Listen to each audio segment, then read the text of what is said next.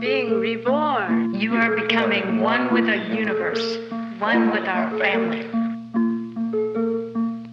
You are reaching God.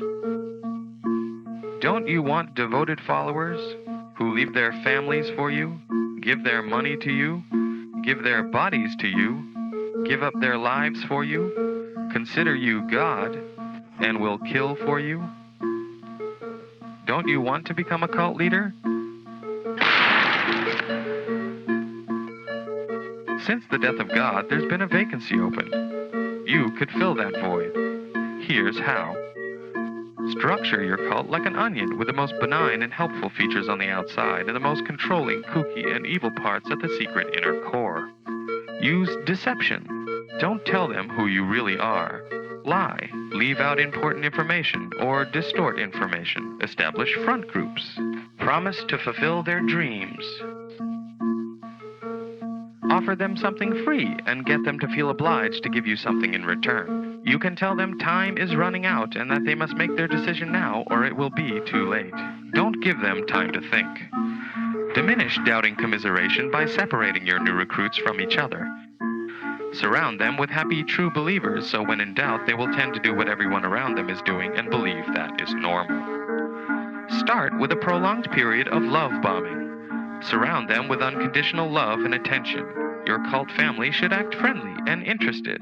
Get information and hone their weak spot. Gradually over time, you'll begin to shape the recruit's behavior by granting or withholding this love and attention.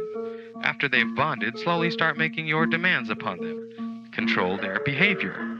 Keep them active and with as little sleep as possible. If you can, restrict their eating habits to low-protein food. Control their thoughts. Control their emotions.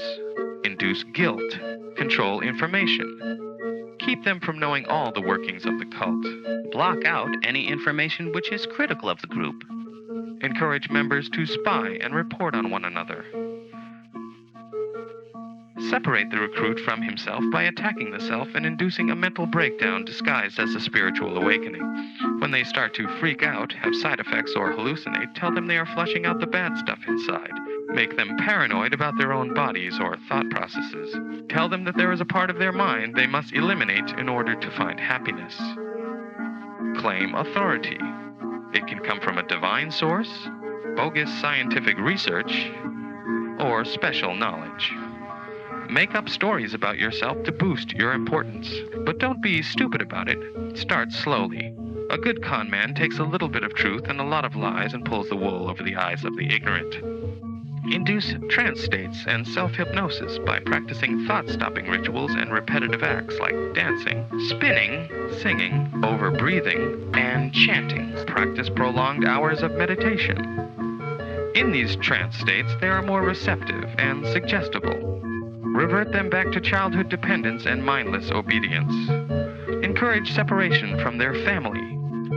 Encourage dependency and conformity, and discourage autonomy and individuality. Have confessionals where people demonize their early lives and only praise their life in the group. Rewrite the past as terrible, even if it was great. Isolate them from the rest of the world. Make them feel part of a special elite group with an important mission. Tighten your group's bond by establishing scapegoats and enemies. Demonize outsiders as less than human, biased, corrupt, or conspiring against the group. Develop an us versus them mentality. Fighting resistance. Tell them their critical thoughts are evidence that they have committed crimes against the group. Start investigating them and make up crimes. Make them feel guilty. Indoctrinate with fear. Tell them that they could be possessed by evil spirits, or suggest that if they should ever leave, something bad could happen to them.